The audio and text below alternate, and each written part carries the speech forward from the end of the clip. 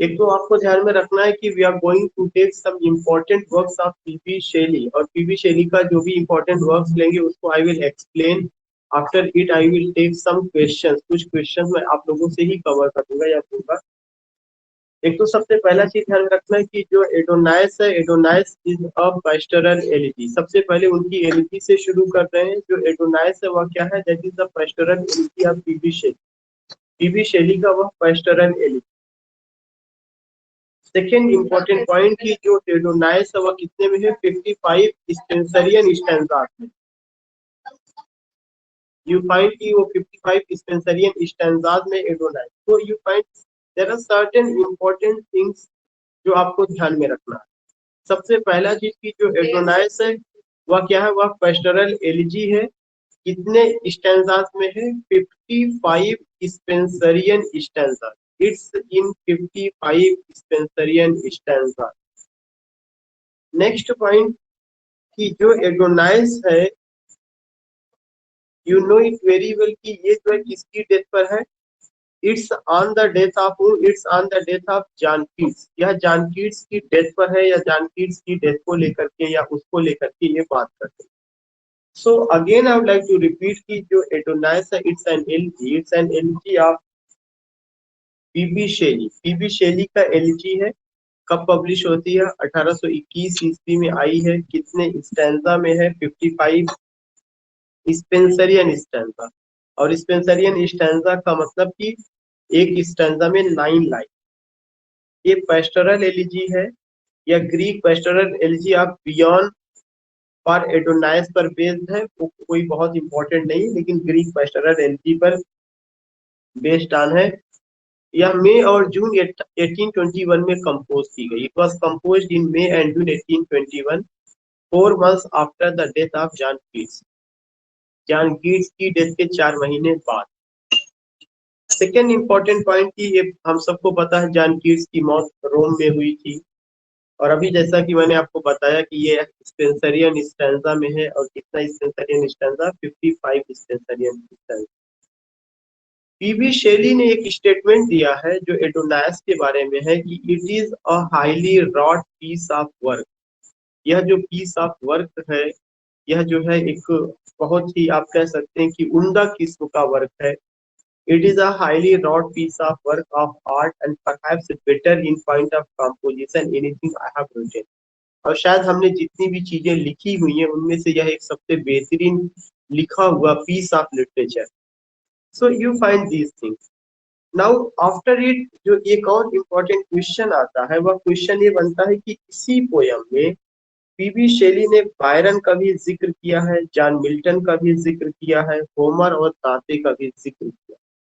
In this poem you find that PB Shelley has mentioned the name of whom? PB Shelley has mentioned the name of John Milton. John Milton के अलावा Homer का जिक्र है, दांते का जिक्र है, और लॉर्ड बायरन का जिक्र है। ये चारों नाम आपको ध्यान में रखना। लॉर्ड बायरन को लेकर के जब वो जिक्र करते हैं तो उन्होंने कहा है कि जो लॉर्ड बायरन है उनके लिए वर्ड आया है the pilgrim of eternity. Lord Byron के लिए जो शब्द है वो कौन सा है? The pilgrim of eternity. Milton के लिए जो शब्द यूज किया गया है वो है the third among the sons of light. और John Milton you find that there is a phrase the third among the sons of light. Homer और दांते को, और साथ ही साथ टॉमस मूर को, होमर, दांते और टॉमस मूर को the sweetest lyricist के रूप में जिक्र किया गया। इसके अलावा आप ये देखेंगे कि शैली ने अपने आप को क्या कहा है? अ phantom among men comparison less. अ phantom among men comparison less. जब शैली जो है, शैली की मौत हुई थी तो उनको प्रोटेस्टेंट सिमेट्री में दफनाया गया था रोम में, ये सब हमको पता है। और जब उनको दफनाया गया था तो उनकी कब्र पर एक कुछ लाइनें लिखी गई हैं जो शेक्सपियर की द टेम्पेस्ट से लिया गया है। इसमें लिखा गया है कि nothing of him that not fade. कोई ऐसी चीज नहीं है जो उसको फेड कर सके, मतलब एक उसकी चमक को धूमिल कर सके या उसकी शाइनिंग को कम कर सके। Nothing of him that doth fade but doth suffer a sea change into something rich and strength. तो ये लाइन है जो द टेम्पेस्ट से लिया गया है, और ये द टेम्पेस्ट से ली गई लाइन जो है किसकी कब्र पर लिखी गई है? पीबी शेली की जब मौत हुई थी वहां पर। शेली वाज बरीड कहाँ पे? प्रोटेस्टेंट सिमेट्री में उनको दफन किया गया। तो ये लाइनें हैं। खैर ये तो दूसरा पॉइंट है, लेकिन मैं फिर से मैंने बताया कि मैं जिस पोयम को लिया हुआ हूँ उसका नाम क्या है? Adonais. Again I would like to go with that poem कि एडोनाइस या क्या है? It's a pastoral elegy. यह पेस्टोरल एलिजी है। कब लिखी गई है? 1821 ईस्वी में लिखी गई है। कितने स्टैंजा में है? 55 स्पेंसरियन स्टैंजा में है। जो स्पेंसरियन स्टैंजा होता है कितनी लाइन का होता है? 9 लाइन्स का होता है। यह जो है ग्रीक पेस्टोरल एलिजी है। किसकी डेथ पर लिखी गई है? जॉन कीट्स की डेथ पर लिखी गई है। कब पब्लिश हुई है? 1821 में पब्लिश हुई है। किस महीने में? मई और जून के महीने में लिखी गई है। And you will come to know कि पीबी शेली ने खुद कहा है। क्या कहा है? It is a highly wrought piece of work of art. Art का जो भी चीजें लिखी गई है उनमें से यह उम्दा और कठिन परिश्रम करके लिखा हुआ एक वर्क है। बहुत मुश्किल में इसको अचीव किया गया, रॉड किया गया है। और उन्होंने कहा कि it is a highly wrought piece of work of art and perhaps better in point of composition of anything I have written। और शायद यह सबसे बेहतरीन पीस है जो हमने लिखा हुआ है। In this poem Byron is delineated. मैंने आपको बताया था इस पोयम में बायरन का जिक्र किया गया है। और बायरन को क्या कहा गया है? The pilgrim of eternity. उसके अलावा जॉन मिल्टन का जिक्र किया गया है। जॉन मिल्टन को क्या कहा गया है? The third among the sons of light. The third among the sons of light. Homer को, दांते को और टॉमस मूर को इसमें जो कहा गया है द स्वीटेस्ट लिरिसिस्ट की टाइटल दी गई है।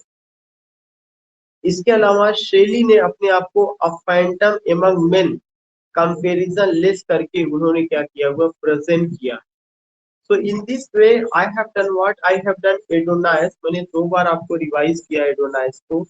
मैं चाहता हूँ कि एडोनाइस से जितने क्वेश्चन बनते हैं वो मैं आप लोगों से ले लूं, फिर मैं उनकी दूसरी रचना या उनकी दूसरी क्रिएशन पर मैं बात करूँ। सबसे पहले मैं नसीम की से शुरू करूंगा। नसीम की जो एडोनाइस है ये क्या है? इज इट सोनेट या क्या है? सर अस्सलाम वालेकुम sir, it is a pastoral elegy written in Spenserian stanza.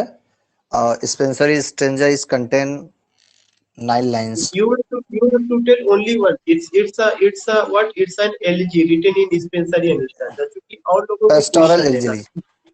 हाँ, पेस्टोरल एलिजी। Pastoral elegy. ठीक है, ठीक है, Okay sir. ब्यूटीफुल। तो इस तरह से हमने देखा कि हमने नसीम जी से क्वेश्चन लिया कि ये जो एडोनाइस है वो क्या है। उन्होंने बताया कि यह पेस्टोरल एलिजी है, 1821 ईस्वी में लिखी गई है।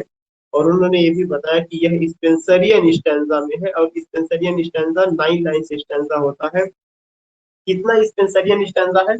55 स्पेंसरियन स्टैंजा हम पाते हैं। दूसरा चीज की आप ये देखेंगे कि कुछ और क्वेश्चन है जिसमें मैं ज्योति मैडम से मैं लेना चाहूंगा। ज्योति मैडम,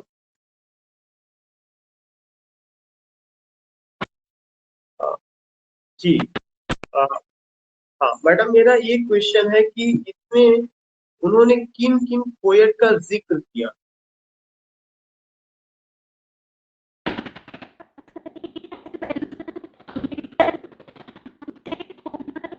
मैडम आपकी आवाज नहीं आ रही।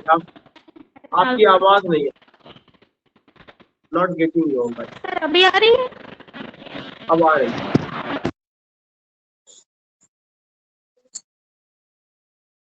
राकेश कुमार जी, राकेश जी, आवाज मेरी जा रही है आपको?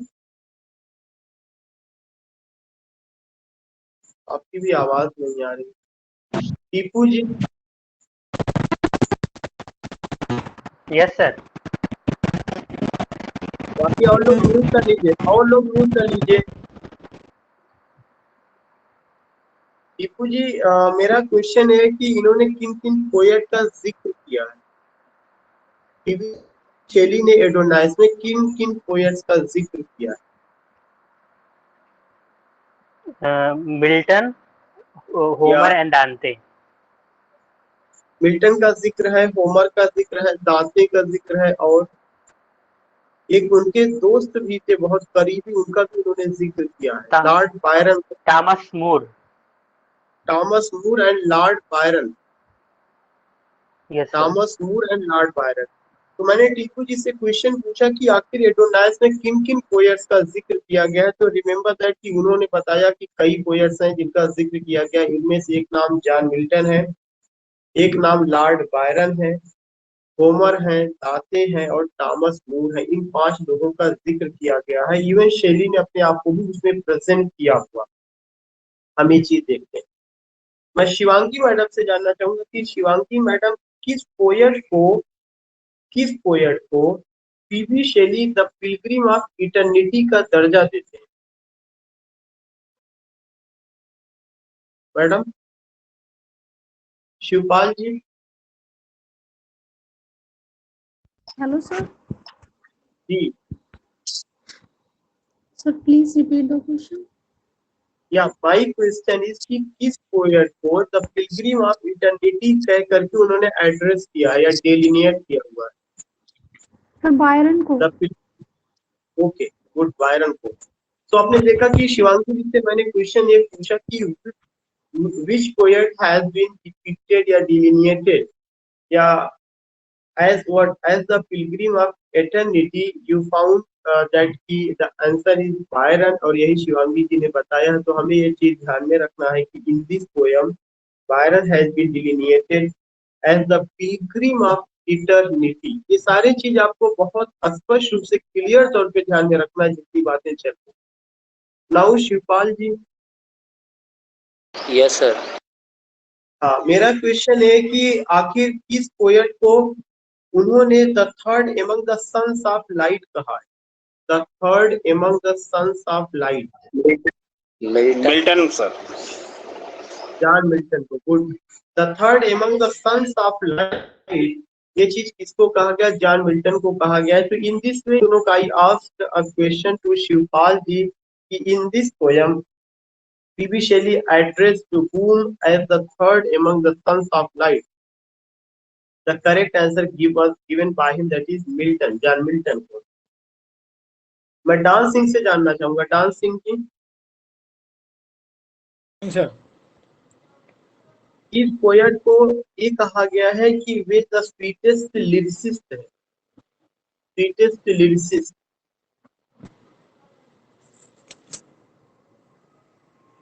Hello ji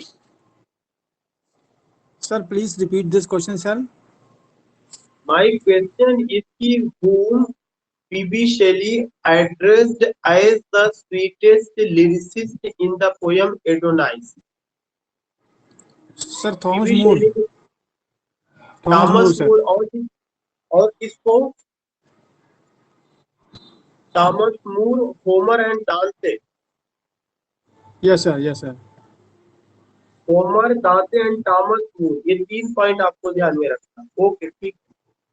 mute yourself. Now the last question to Anjali madam की मैडम, किसने अपने आप को ये कहा है कि a phantom among men comparison less? Yes, sir. A phantom among men comparison less. Sir, Shelley himself. शेली ने अपने आप को इसी पोयम में एडोनाइस में कहा है। एडोनाइस में शेली कहते हैं a phantom among men comparison less, ये बात उन्होंने कही थी। या प्लीज मी। तो in this way you came to know, मैं फिर से आपको रिवीजन करा दे रहा हूँ कि जिस टॉपिक को हमने उठाया है उसका नाम एडोनाइस है। और एडोनाइस क्या है? एडोनाइस एक पैस्टोरल एलिजी है। किसकी है? पीबी शेली की है। किसकी डेथ पर लिखा गया? जॉन कीट्स की डेथ पर लिखा गया। कब पब्लिश होती है? 1821 ईस्वी में मई और जून के महीने में जिसको लिखा गया था after the death of 4 months of John Keats, and you find that यह स्पेंसरियन स्टैंजा में लिखा गया है। कितना स्पेंसरियन स्टैंजा है? 55 स्पेंसरियन स्टैंजा है। And you also come to know कि जो स्पेंसरियन स्टैंजा होता है उसमें कितनी लाइनें होती हैं? 9 लाइन्स होती हैं। इसके अलावा you will come to know कि पीबी शेली ने इसके बारे में कहा है कि it is a highly wrought piece of work of art and perhaps better in point of composition of anything I have written.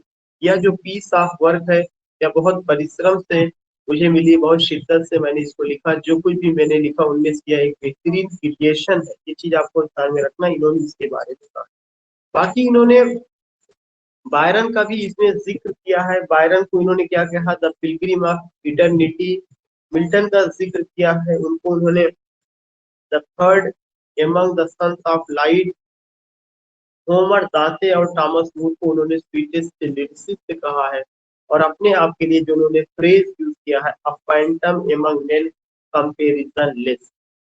उसके अलावा मैं कोई क्वेश्चन नहीं ले रहा हूँ, मैंने एक पॉइंट का और जिक्र किया था कि शेली वॉज बरीड कहाँ पर? इन द प्रोटेस्टेंट सेमेट्री इन रोम। शेली को जो है प्रोटेस्टेंट सेमेट्री रोम में दफन किया गया, और जहां पर उनको जो है दफन किया गया है वहां पर उनकी कब्र पर एक लाइन लिखी गई है, nothing of him that doth fade. कोई भी ऐसी चीज नहीं है जो उनकी आप कह सकते हैं शाइनिंग को, नेम को, फेम को मुरझा सके, कुमला सके। But doth suffer a sea change into something rich and strange। ये लाइन कहाँ से ली गई है? शेक्सपियर के द टेम्पेस्ट से ली गई है। तो शेक्सपियर के द टेम्पेस्ट से कुछ लाइन ली गई है और यह उनकी कब्र पर लिखा हुआ है। इनकी कब्र पर, पीबी शेली की कब्र पर। पीबी शेली को कहाँ दफनाया गया है? आपका रोम में प्रोटेस्टेंट सिमेट्री। तो यहाँ तक के क्वेश्चन को हमने लिया, बताया और मैंने आपको सॉल्व किया। अब मैं आगे कुछ पढ़ने चल रहा हूँ। आपको ध्यान में रखना है कि एक एक टॉपिक पर चाहे 2 क्वेश्चन मैंने 3, उस टॉपिक को कंप्लीट करूंगा, उसके बाद तुरंत क्वेश्चन लूंगा। नाउ द नेक्स्ट टॉपिक जो है उनका लिरिकल ड्रामा है, जिसका नाम है प्रोमीथियस अनबाउंड। प्रोमीथियस अनबाउंड, ध्यान से रख सुनिएगा कि उनका एक लिरिकल ड्रामा है जिसका क्या नाम है? Prometheus unbound. PROMETHEUS, Prometheus unbound. यह जो है शेली का कैसा ड्रामा है? लिरिकल ड्रामा है इन 4 एक्ट्स। कितने एक्ट में है? 4 एक्ट में है। और कब आता है? 1820 ईस्वी में आता है। और यह क्या है? Mythical drama. और किसके बारे में बात करता है? ह्यूमन साइकी के बारे में बात करता है। साथ ही साथ यह जो प्ले है, यह प्ले एस्किलस जो ग्रीक ड्रामेटिस्ट थे, एस्किलस AESCHYLUS, एस्किलस जो ग्रीक ड्रामेटिस्ट थे, यह उनकी आइडिया से प्रभावित है। तो मैं फिर से बता दूं कि we are talking about Prometheus Unbound. Prometheus Unbound एक लिरिकल ड्रामा। कैसा ड्रामा है? लिरिकल ड्रामा है। और जो प्रोमीथियस अनबाउंड है ये कितने एक्ट में है? 4 एक्ट्स में है। कब पब्लिश हुआ? 1820 ईस्वी में पब्लिश हुआ। यह मिथिकल ड्रामा है और ह्यूमन साइकी को लेकर के बात करता है। और यह जो है एस्किलस जो ग्रीक ट्रेजिक ड्रामेटिस्ट थे उनके प्ले से यह प्रभावित है। नाउ इससे रिलेटेड क्वेश्चंस मैं लेना चाहूंगा। अंजलि मैडम तक मैंने कवर किया था, राजेश जी से। राजेश जी, राजेश जी जी, जो प्रोमीथस अनबाउंड है ये कैसा प्ले है? Is it a tragedy, comedy, lyrical drama और प्रॉब्लम प्ले? कैसा play? Lyrical drama. It's a lyrical drama. तो मेरा क्वेश्चन इनसे था कि ये कैसा प्ले है? यह लिरिकल ड्रामा है। राजेश जी, दूसरा क्वेश्चन आपसे ये है कि जो प्रोमीथस अनबाउंड है यह किससे इन्फ्लुएंस होकर के उन्होंने लिखा है?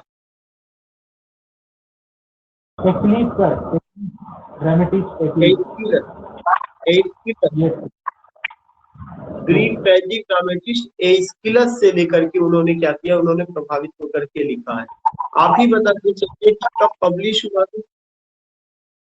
1820 सर। 1820 में। ठीक है, 1820 में पब्लिश हुआ है। मैं कंचन मैडम से जानना चाहूंगा। मैडम, कंचन मैडम, ज्योति मैडम, ज्योति मैडम,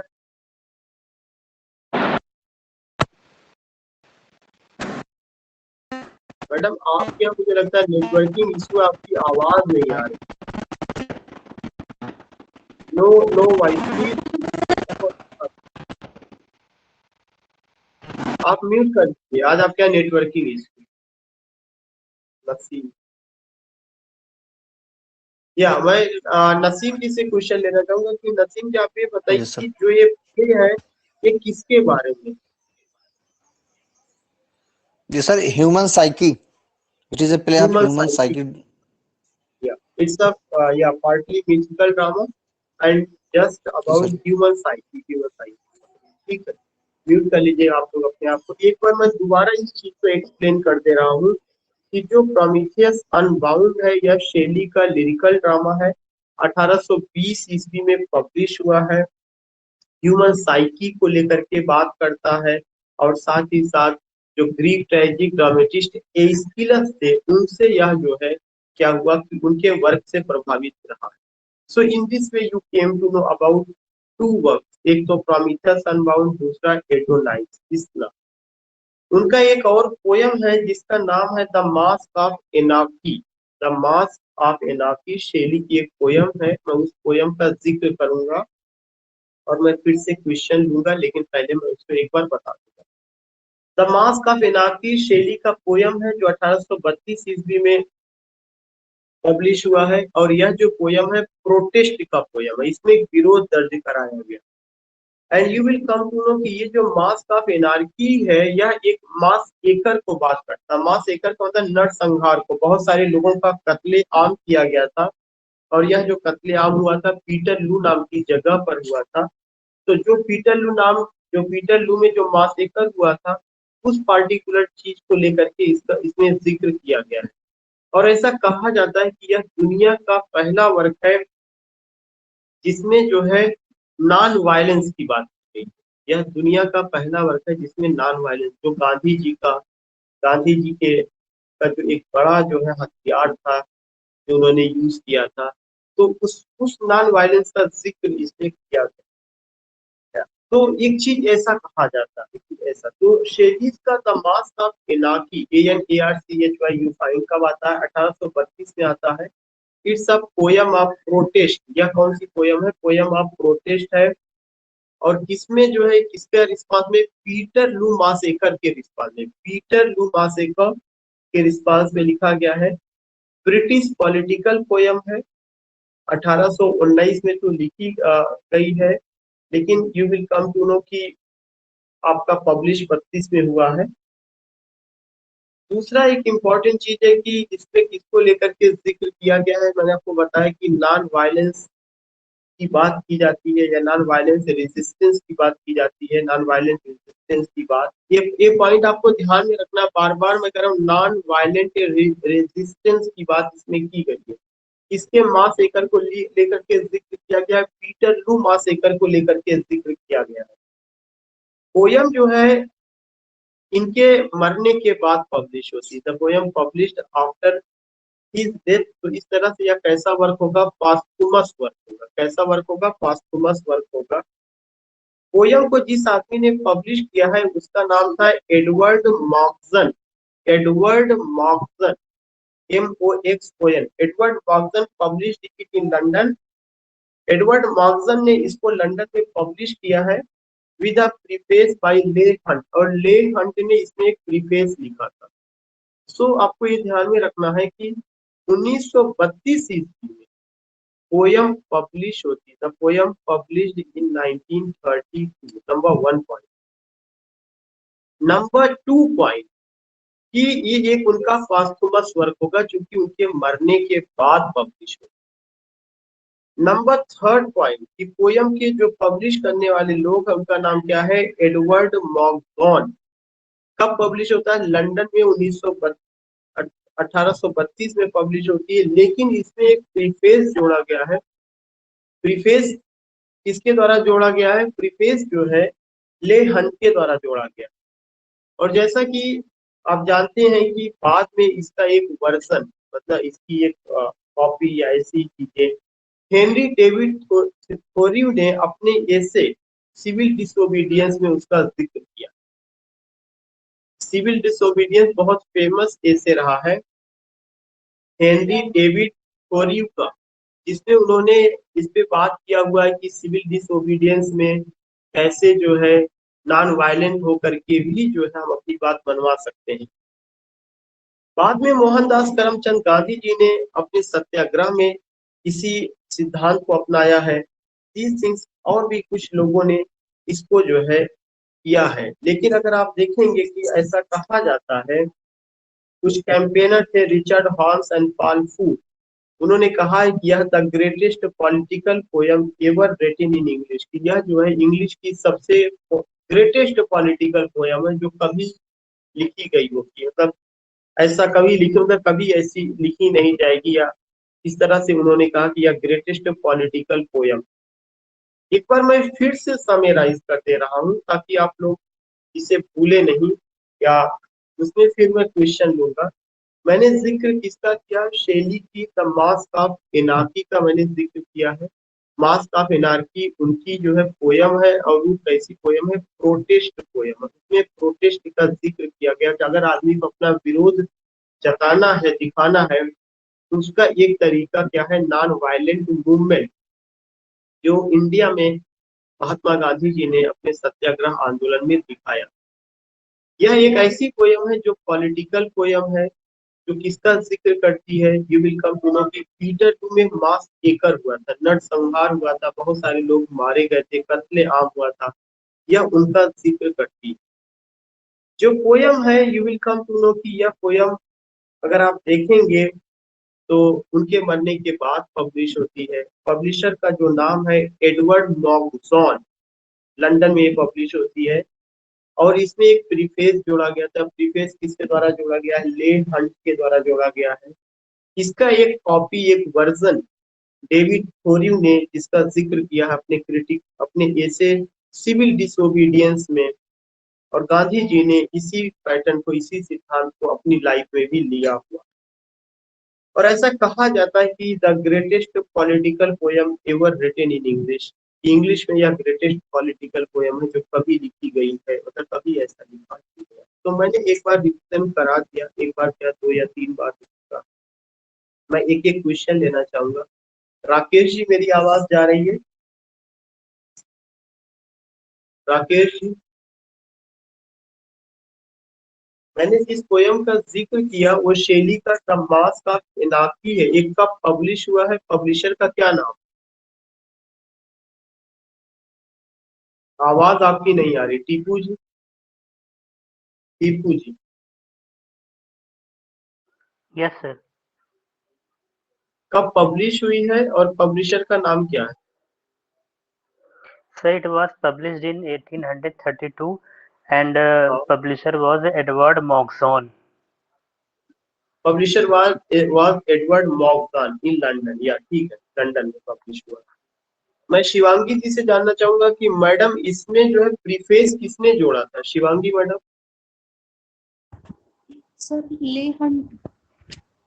या इसमें प्रीफेस ले हंट ने जोड़ा था, और यह पोयम उनके मरने के बाद पब्लिश हुई। अगर कोई पोयम किसी पोएट के मरने के बाद पब्लिश होती है तो उसके लिए कौन सा वर्ड यूज किया जाता है? सर पॉस्थुमस। पास्थुमस, बिल्कुल सही, पास्थुमस। ले हंट ने इसको किया हुआ। नेक्स्ट जो है Shivangi, sorry Shivpal ji. Yes sir. Shivpal ji, मैं ये जानना चाहता हूँ कि जो ये पोयम है, इस पोयम में एक मासेकर का जिक्र किया गया, उस मासेकर का नाम क्या है? पेटरलू। पीटर लू मासेकर का जिक्र किया गया है, तो पीटर लू मासेकर उसका नाम है, पीटर लू मासेकर का जिक्र किया गया है। इसके अलावा जो है मैं डांस सिंह जी से लेना चाहूंगा एक क्वेश्चन की डांस सिंह की इस पूरी पोयम का डॉक्ट्रिन क्या है, सिद्धांत क्या है, जिसको बाद में गांधी जी ने अपनाया, और जो है डेविड थोरियो ने जो है अपने एक ऐसे सिविल डिसोबीडियंस में भी उसका जिक्र किया। तो उसका वो डॉक्ट्रिन कौन सा? Yes, sir. Non-violent reason. या नॉन वायलेंट रेजिस्टेंस। अगर हमें विरोध करना है तो केवल हिंसा ही एक सहारा नहीं है, और भी अहिंसात्मक ढंग से भी हम चीजों का प्रोटेस्ट कर सकते हैं। Non violent resistance. ओके, ठीक है। अंजलि मैडम से मैं जानना चाहूंगा, अंजलि मैडम की सिविल डिसओबीडियंस ये ऐसे किसका है? Hello, sir. जी, Sir, please repeat the question.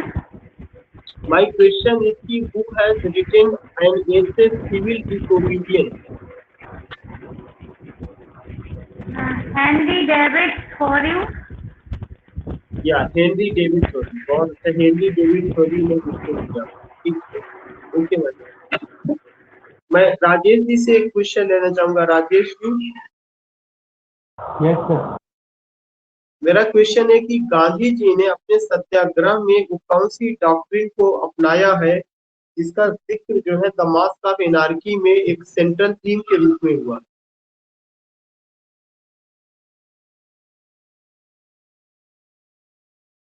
Principle of non-violence. Non violent resistance. Exactly वही चीजें घुमा फिरा करके मैंने पूछा है, नॉन वायलेंट रेजिस्टेंस। आरती मैडम, अच्छा वहां पे प्रॉब्लम है माइक का। कंचन मैडम, नसीर जी, यस सर। मेरा क्वेश्चन आपसे ये है कि किस पोयम को ये कहा गया है कि the greatest political poem ever written in English? The greatest political poem ever written in English, the mask of anarchy sir. या the mask of anarchy? The mask of anarchy, okay ठीक है। तो most probably you all are responding भी, और मुझे लगता है कि चीजें हम लोग सारी चीजें आ रही हैं, क्योंकि एक बार नहीं, दो बार, तीन बार इसका जिक्र किया जा रहा है। और नेटवर्किंग इशू होने की वजह से मैं ज्योति मैडम से क्वेश्चन नहीं ले पा रहा हूँ, और राकेश जी से मुझे लगता है मैंने नहीं ले पाया, क्योंकि इन दोनों जगहों पे नेटवर्किंग या तो इशू है या बारिश हो रही है। वैसे आज कम लोगों ने ज्वाइन भी किया, I don't know what is the reason. हो सकता है कि बारिश वगैरह का मामला हो, तो कुछ लोगों की आवाज नहीं आ पा रही है। वो लोग सुन रहे होंगे, बाकी रिकॉर्डेड वीडियो ऑलरेडी बाद में पहुंचेगा ही कि हाँ ये क्लास हुआ था। मैं नेक्स्ट पोयम को लेकर के, आप लोग ऐसा तो नहीं कि दो से तीन बार रिवीजन हो जा रहा है तो बोर हो जा रहा है, वही टॉपिक बार बार रिवाइज किया जा रहा है? मैं उसको लेने के लिए एक ही बार पढ़ूं? No, sir, it's beneficial for us, sir. ठीक है, ठीक है। और किसी का response? No sir, it's okay.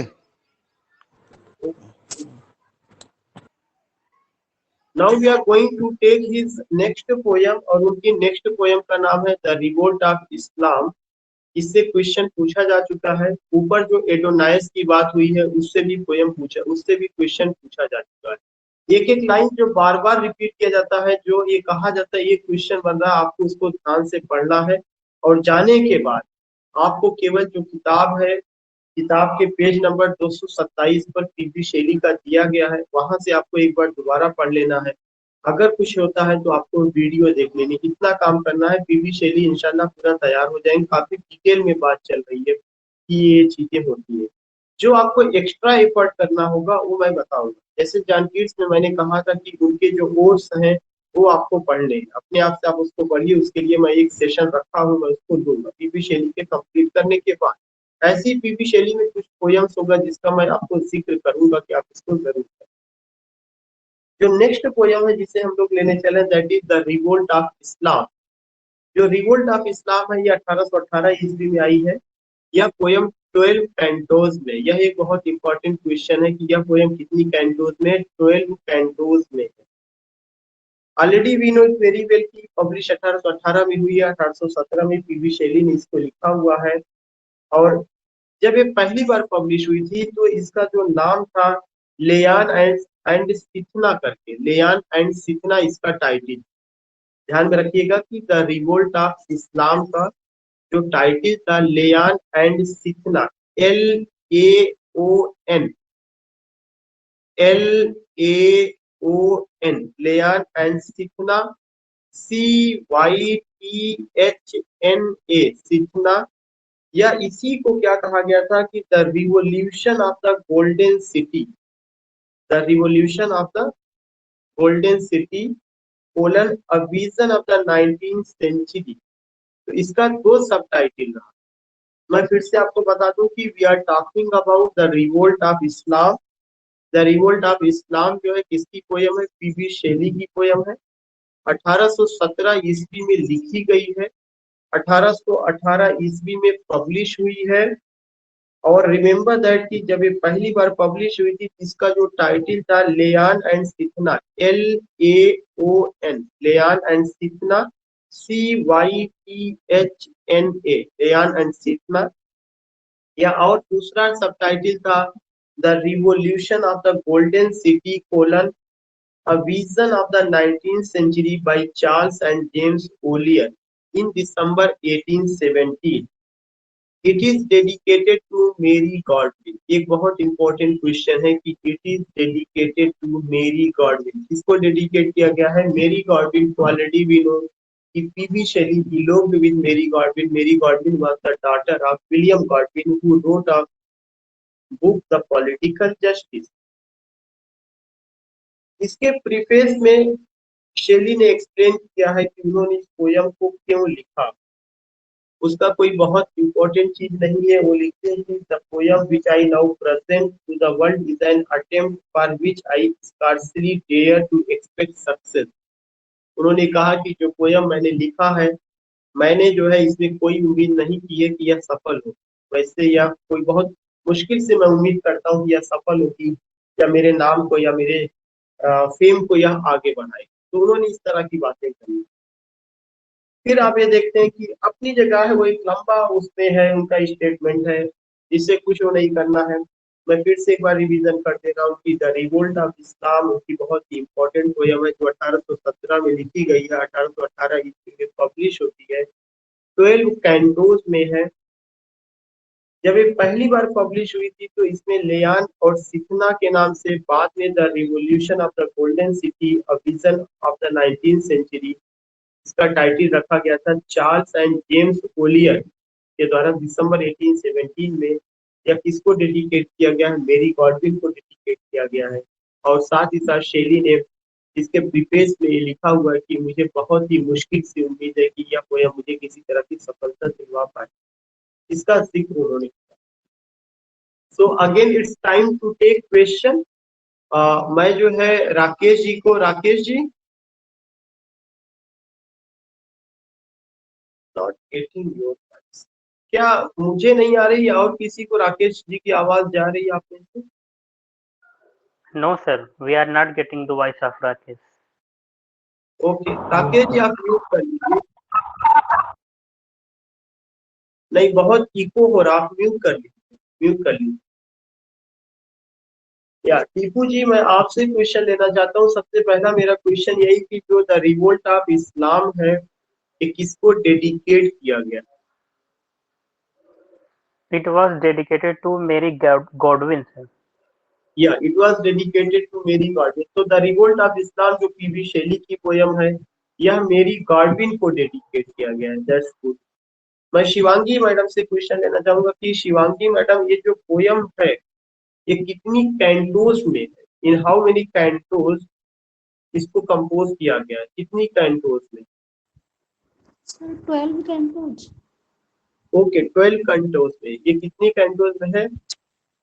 12 cantos में। और कब ये लिखी गई है मैडम? सर 1818 1817 में लिखी गई है। 1817 में लिखी गई है, 1818 में पब्लिश हुई है। It was written in 1817 and published in 1818. Okay ठीक है। डांस सिंह जी, डांस सिंह जी, यस सर, यस सर। मेरा आपसे जो क्वेश्चन है वो क्वेश्चन है कि जब पोयम जो है पहली बार पब्लिश होती है तो अनडाउटली जैसे कि उसका टाइटल तो द रिवोल्ट ऑफ इस्लाम है ही है, लेकिन उसका जो एक सब टाइटल है वो सब टाइटल क्या था? क्या आपको याद है? सर थोड़ा लियान सा Cynthia and Yeah, Laon and Cynthia sir. Laon and Cythna करके, सिंथिया SYNTHIA होना चाहिए, बट हियर ये Cythna. Cythna, okay sir, Cythna, sorry sir. या और भी उसका कोई टाइटल था? Sir one more title, the revolution of golden city. Yeah, the revolution of the golden city colon a vision of the 19th century by Charles and James Collier in December 1817. ठीक है, okay. मैं राजेश जी से question लेना चाहूंगा। राजेश जी, अपनी किस poem के बारे में पीबी शैली ने कहा है कि बहुत मुश्किल से मुझे उम्मीद है कि मुझे किसी तरह की सफलता दिलवा पाएगी?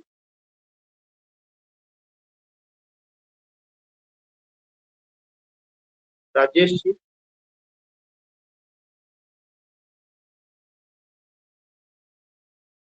Rajesh ji, not getting. Ji,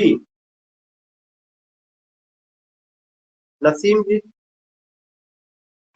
Yes, sir. जी, क्वेश्चन वही कि about which poem PB Shelley said कि हार्डली या scarcely I believe that it will bring any success in my life. The Revolt of Islam. The revolt of Islam. ठीक है, okay.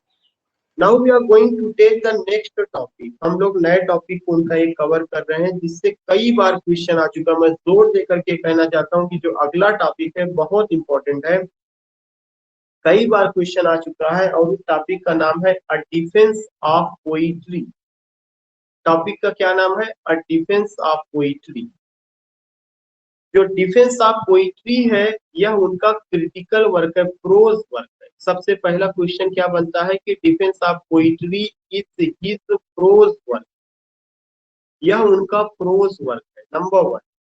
और incomplete work है, पूरा complete ही नहीं हो पाया।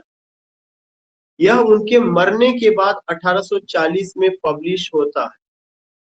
Defence of poetry is his prose work.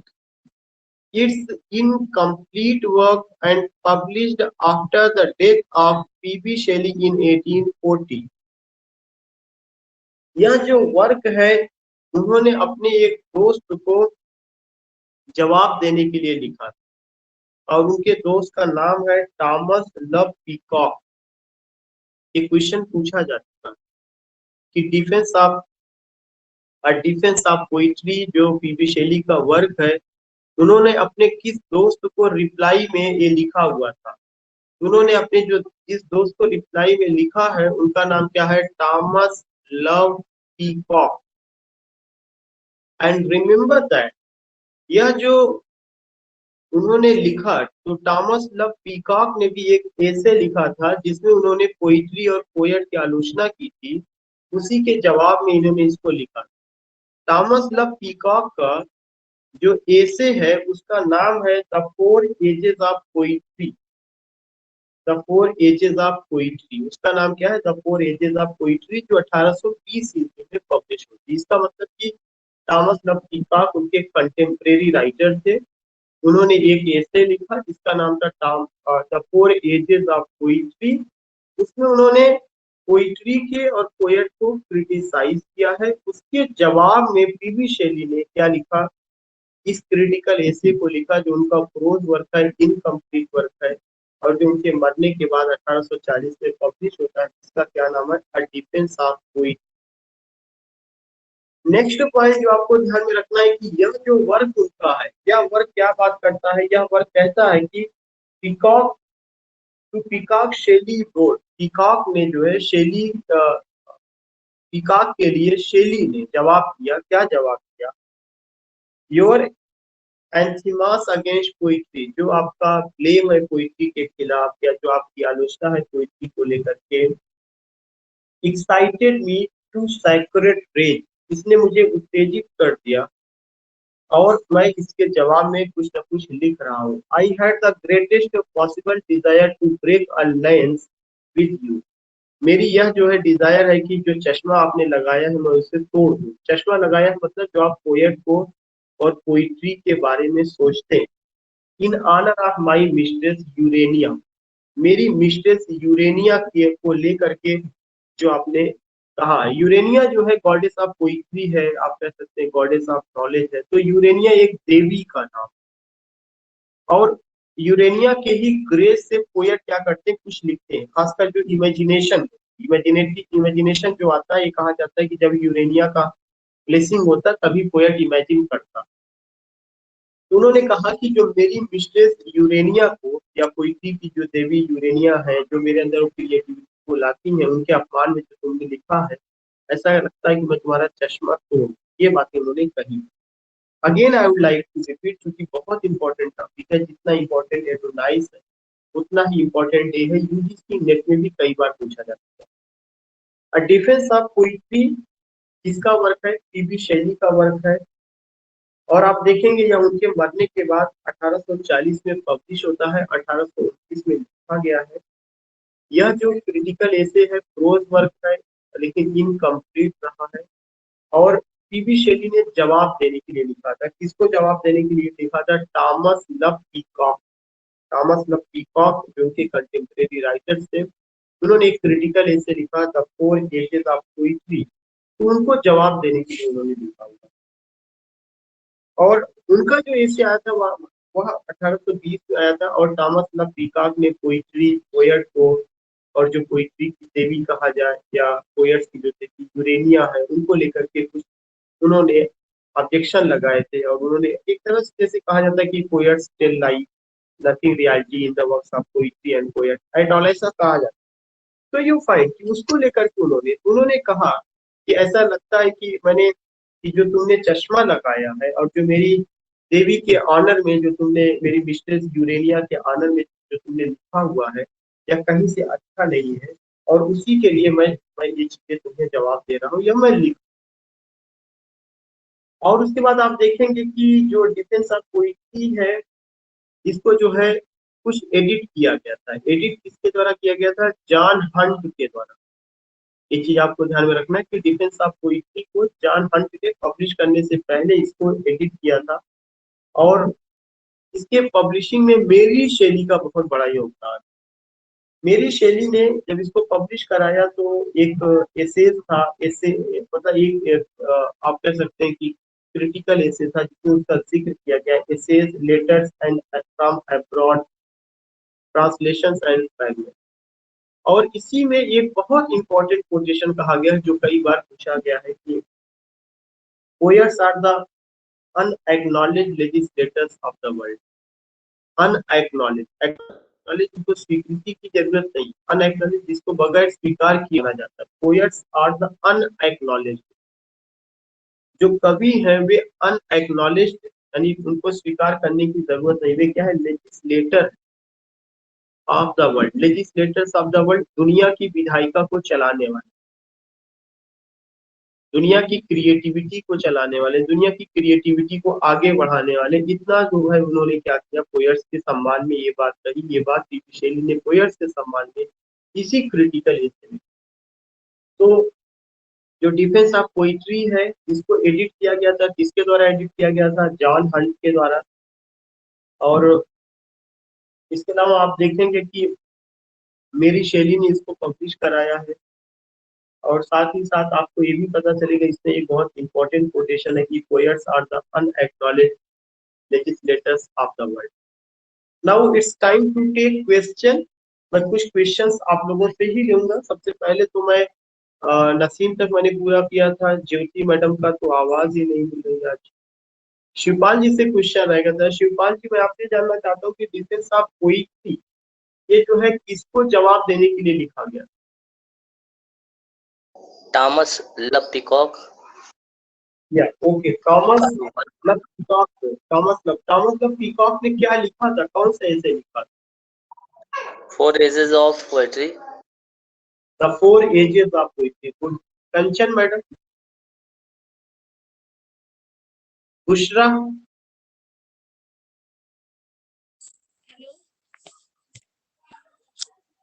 दूसरा जो मेरा क्वेश्चन है वो ये कि जो डिफेंस ऑफ पोइट्री है या प्रोज वर्क है या पोएटिक वर्क है? Prose work. प्रोज वर्क है। और ये कब लिखी गई है? It published in 1840. It published in 1840। लिखा कब गया है? 1829। ठीक है। 21.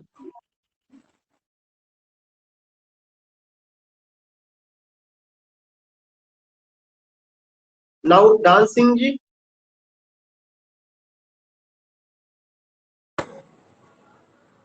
जी, जो मेरा आपसे क्वेश्चन है कि जो एक क्रिटिकल वर्क है, इस क्रिटिकल वर्क में को एडिट किसने किया था? Who edited?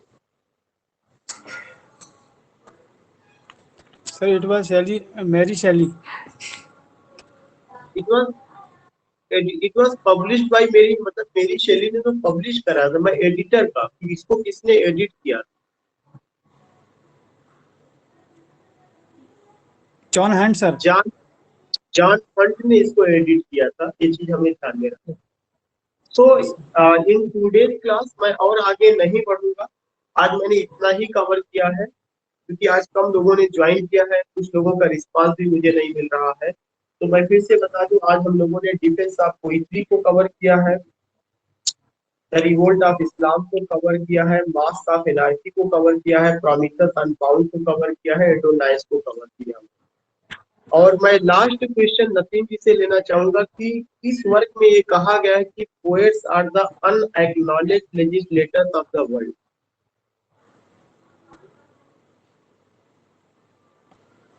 डांसिंग जी, आप ही बताइए।